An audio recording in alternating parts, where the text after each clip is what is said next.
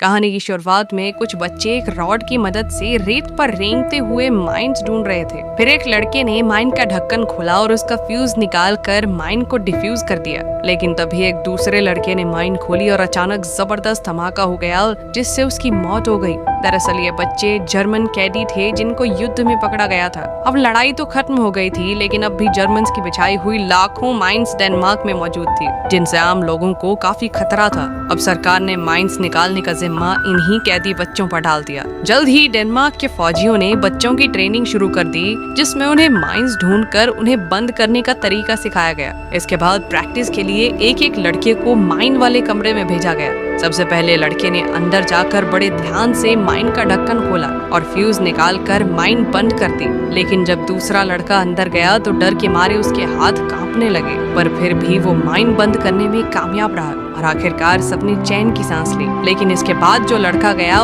वो माइन को बंद करने में नाकामयाब रहा और उसकी मौके पर ही मौत हो गई। इससे बच्चों के मन में डर बैठ गया, क्योंकि कभी भी कोई भी माइन उनकी जान ले सकती है। एयर ट्रेनिंग पूरी होने के बाद 11 लड़कों को डेनमार्क के पश्चिमी तट पर लाया गया, जहाँ पर सार्जेंट कार्ल उनका बॉस होगा। कार्ल के मन में नाजियों के लिए बहुत नफरत भरी हुई थी। उसने देखा कि ये बच्चे महज 13-14 साल के थे, पर कार्ल जैसा आदमी जो नाजियों से बेहद नफरत करता था, उसके लिए ये बच्चे सिर्फ माइंस ढूंढने के औजार थे। फिर कार्ल ने बीच की ओर इशारा करते हुए कहा कि यहाँ 45,000 माइंस दफन हैं। उसने हुक्म दिया कि हर किसी को 1 घंटे में 6 माइंस ढूंढकर उन्हें बंद करना होगा, ताकि 3 महीने बाद वो अपने घर लौट सके। इसके बाद सभी बच्चे काम पर जुट गए और रेंगते हुए रॉड से धीरे धीरे माइंस का पता लगाने लगे। अचानक अर्नेस्ट नाम की एक लड़के को एक माइन मिली और उसने अपनी ट्रेनिंग की मदद से माइन को डिफ्यूज कर दिया। इसी तरह उनका पहला दिन काफी अच्छा रहा, क्योंकि किसी को जान का नुकसान नहीं हुआ।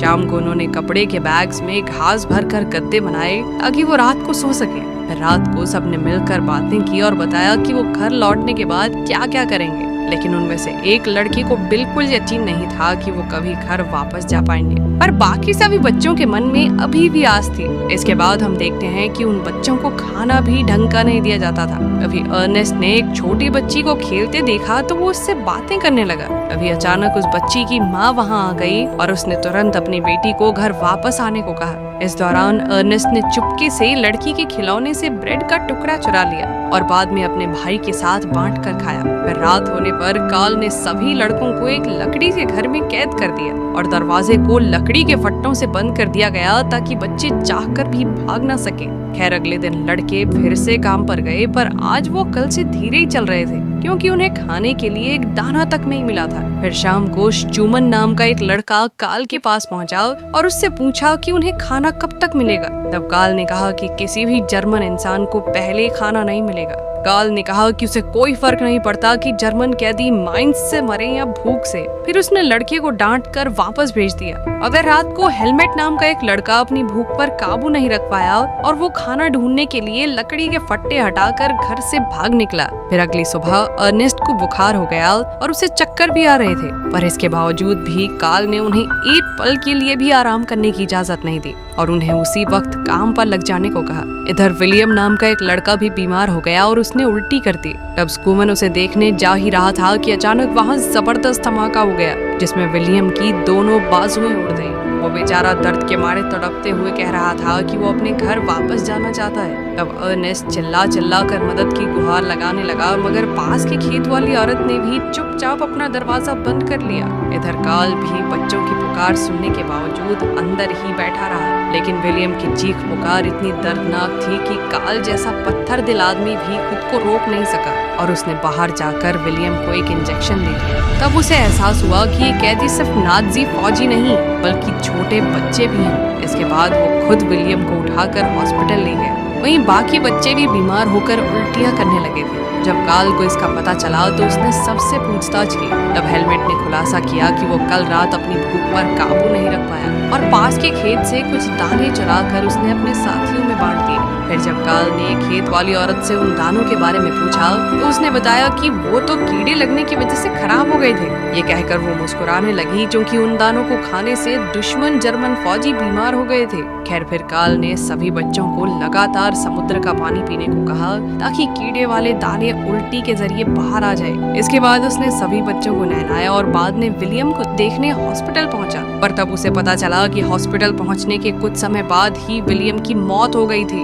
ये सुनकर काल को बहुत पछतावा हुआ क्योंकि उसने बच्चों को भूखा रखा था। फिर शाम को वो मिलिट्री बेस से ब्रेड चुराकर बच्चों के लिए लाया और ब्रेड दरवाजे पर रख दिए। जैसे ही बच्चों ने खाना देखा तो वो तुरंत उस पर टूट पड़े क्योंकि वो कई दिनों से भूखे थे। बाद में जब काल बच्चों से मिला तो उनका मन रखने के लिए उसने कह दिया कि विलियम की तबीयत धीरे धीरे ठीक हो रही है। ये सुनकर सभी बच्चे बेहद खुश हुए, लेकिन अब विलियम के ना होने की वजह से हर बच्चे को 1 घंटे में 8 माइंस बंद करनी होंगी। फिर भी बच्चे खुशी खुशी काम करने में जुट गए और यहाँ से घर लौटने का प्लान बनाने लगे। इन बच्चों को किसी से कोई शिकायत या गुस्सा नहीं था क्योंकि वो जानते थे कि वो बाकी जर्मन फौजियों की हुई गलतियों की भरपाई कर रहे हैं। फिर रात को अचानक कुछ डेनमार्क के फौजियों ने शराब पीकर बच्चों पर हमला कर दिया और वो बेचारे डर के मारे कुछ नहीं कर सके। जब कुछ लड़कों ने जवाब देने की कोशिश की तो फौजियों ने उन पर बंदूकें तान दी। वो गोली चलाने ही वाले थे कि ऐन वक्त पर काल ने वहां आकर कहा कि अगर ये बच्चे मारे गए तो उन्हें अपने आदमियों से माइंस बंद करवानी होंगी। ये सुनकर फौजियों ने बच्चों को छोड़ तो दिया, पर जाने से पहले लेफ्टिनेंट ने काल से कहा कि वो युद्ध के दौरान जर्मन फौजियों के अत्याचारों को भूले ना।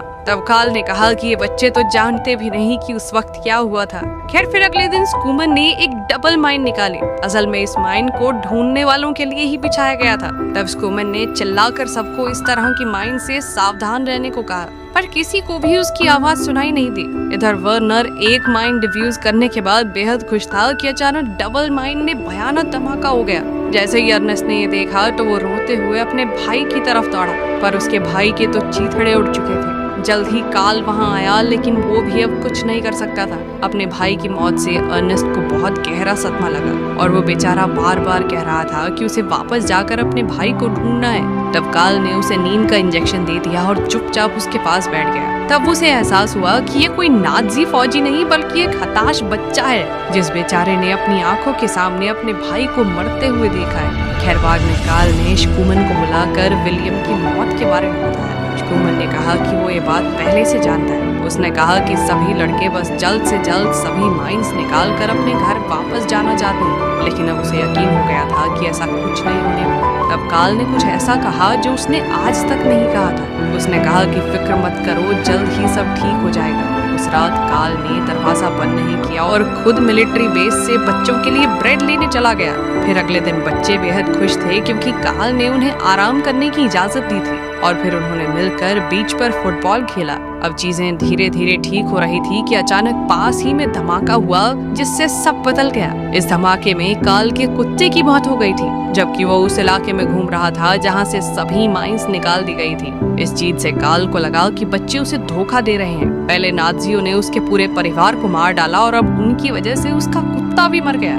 इस घटना के बाद काल के मन में नफरत एक बार फिर से उठ खड़ी हुई और वो दोबारा से क्रूर और अत्याचारी बन गया। जो लड़का माइंस हटाए हुए इलाके की जांच करता था, उसने काल को बताया कि सच में उस इलाके से सारी माइंस निकाल दी गई थी, पर काल ने उसकी एक ना सुनी और उसे कुत्ता बनने की सजा दी। फिर उसने बॉल फेंकी और उसे कुत्ता बनकर ही बॉल लाने को कहा और जबरदस्ती कुत्ते की तरह भौंकने का हुक्म दिया। अब काल ने एक बार फिर से उस इलाके की जांच करने को कहा, पर एक लड़के ने इसका विरोध किया। अब काल ने गुस्से में आकर उसे कई बार थप्पड़ मारे। इसके बाद सभी बच्चे बाहों में बाहें डाले अपनी जान जोखिम में डालकर उस इलाके पर चलने लगे ताकि बची हुई माइंस का पता चल सके। बाद में जिस लड़के को काल ने थप्पड़ मारे थे वो तंग आकर वहां से भाग निकला, लेकिन स्कूमन ने कहा कि सारी माइंस डिफ्यूज करने के बाद उन्हें घर भेज दिया जाएगा। फिर अगले दिन वो खेत वाली औरत अचानक दौड़ते हुए बच्चों के घर में आई और रोते हुए उनसे मदद की गुहार लगाने लगी।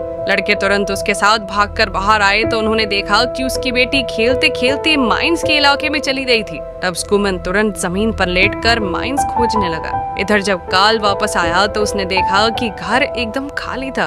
उसने सोचा कि सभी बच्चे भाग गए, पर जब वो बीच पर पहुंचा तो उसने देखा कि वो सब मिलकर छोटी बच्ची को बचाने की कोशिश कर रहे थे। तभी अचानक अर्नेस्ट माइंस के इलाके पर सीधा चलते हुए बच्ची के पास गया। फिर अर्नेस्ट ने बच्ची को उठाकर स्कूमन को पकड़ा दिया और खुद वहीं सुन्न होकर खड़ा हो गया। सबने उसे वापस बुलाया, पर वो मुस्कुराकर माइनफील्ड की ओर बढ़ गया। अचानक धमाका हुआ जिसमें उसकी जान चली गई और आखिरकार वो अपने भाई के पास पहुंच ही गया।